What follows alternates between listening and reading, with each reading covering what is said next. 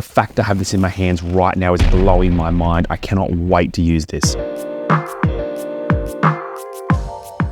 What is good, everyone? I'm going to be really honest with you. I've been super excited to make today's video because I finally have something in my hands that I've wanted for a very long time. It's this stuff right here. Black 3.0. I cannot believe I finally have this. I've wanted to order this for a really long time. And to be really honest with you, I actually didn't buy this one here. A friend gave it to me. So Karen, if you're watching, thank you so much. I'm super excited to try this out. My order is on the way from the company. I've ordered a whole bunch of colors. They do blackest black, they do whitest white, and a few other really cool neon colors. So stay tuned to the channel. There's definitely more videos coming about this brand and the colors they do. First of all, let's have a look exactly what this is. What is it? So the brand that makes this is Culture Hustle, and it is known as the world's blackest black paint. Now, I'm not going to get into a debate whether that is actually true or not. You've probably also heard of Vanta Black out there, but Vanta Black is meant to be really impossible to get your hands on. It's impossible. So from what I can tell, as a retail product, this very much could be the blackest black. It's actually a really cool website, and it goes to say about the product, this is the world's blackest, mattest, light trapping paint on the planet. Like velvet in a bottle, your surface will be covered in a super flat void finish that gives a unique edge to any painting, sculpture, or Acme black hole. Created by British artist Stuart Semple in response to the claims by Vanta Black scientists that artists were too poor and time consuming, this high quality, ultra pigmented Black 3.0 gives an almost identical Vanta-esque finish without the toxicity and can be applied just by using a brush, no fiddly spray bottles or heating chambers. This sounds awesome. This is why I've been waiting for it. And I know what you're thinking, what the hell am I going to paint? I just want to know what's going on. Well, if you've watched any of my videos before, you've probably seen a few things on my desk, and you may or may not have actually noticed this one, but I do have a skull that usually sits on my desk. It holds my pencils in it. See if I can get this in focus. Pretty simple half skull, holds my pencils, does a simple job, but it's getting very, very old. And I think it's time we paint this, and I cannot wait to see what this looks like when I paint it with the world's blackest black. Full transparency, I'm not going to be sanding this. I'm just going to be applying the paint straight to the skull. I really want to see what it looks like, just getting the paint straight on there. And in future videos, when my full order does arrive from this company, I will be talking about a full process about getting the best results from these paints. But for now, this is really just something fun that I really want to jump in and try, and I wanted to share with you. So I think we jump in, give it a go, shoot a few time lapses, have a look at the results, and talk about it in the end. I can't wait. Let's jump straight in.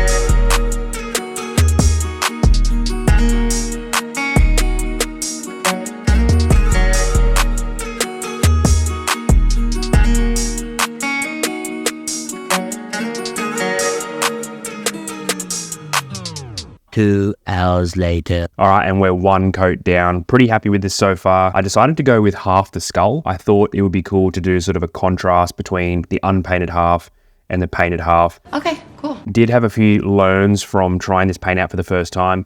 We definitely want to make sure we shake this really, really well. I did not shake it well enough when I did start using it. So I really went to town on it, and it applied much, much better.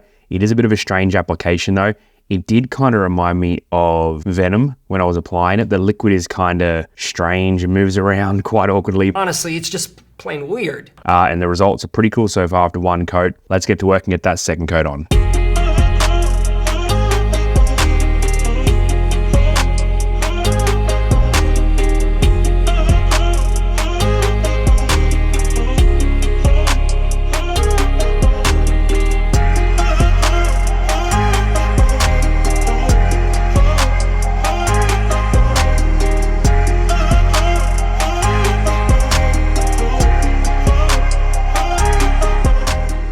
Man, this stuff is wild to paint with. I've never painted with a paint with this texture before in my life, but I actually really quite like painting with it, but it is a little bit to get used to. I thought I'd share some tips with you that I found along the way from using this. And again, this is only my first try, but I thought why not share them with you? So if you do want to use this, you might learn from them as well. First of all, please remember, shake, shake, shake, shake, shake this thing until you think you've shaken it too much, and that's probably the right amount. It is super weird, but you definitely need to. I know all paint is similar, but this one in particular, I think the particles inside of here, the way that it's made, really mean you have to shake it so much. Another tip for this one is definitely multiple coats. I've got 2 on half of this skull already, and I think it's got pretty good coverage, but I may even jump into a third one. We're gonna have to see how it dries. The drying time is pretty good. Here in Australia at the moment, it is not humid at all. It's actually quite cool, and it did still manage to dry probably within an hour, which is pretty good for paint in this part of the world. Another big tip for anyone wanting to use this paint out there is be careful where you get this paint.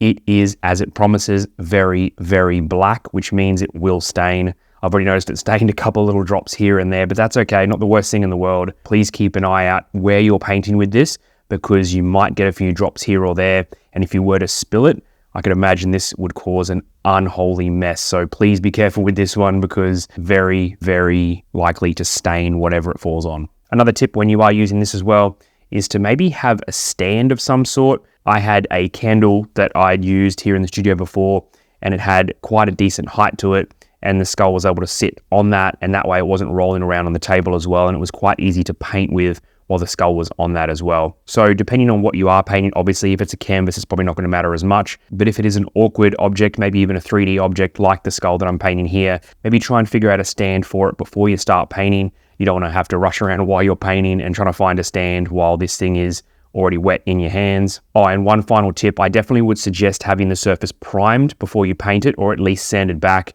Definitely wasn't the best idea to paint this skull with no prep done to it at all, but again, I was just way too excited and I couldn't wait, and I want to share it with all of you. The company that make this paint also make a product designed to go on before either the blackest black or the whitest white or any of their other products. I'll put it on the screen here. I think it's a good option, and I do have some of this coming in my next order. I do think it would help the final result, but I'll definitely let you know how that goes, because I'm definitely going to be working with this paint a lot more coming in the future. All right, it's time to let this second coat dry, so I'll be back to see how it went. 2 hours later. And there we go. I am super happy with the end result of this. We definitely did need that extra coat, but in the end, this turned out awesome. Let's see if we can get it in focus and have a look.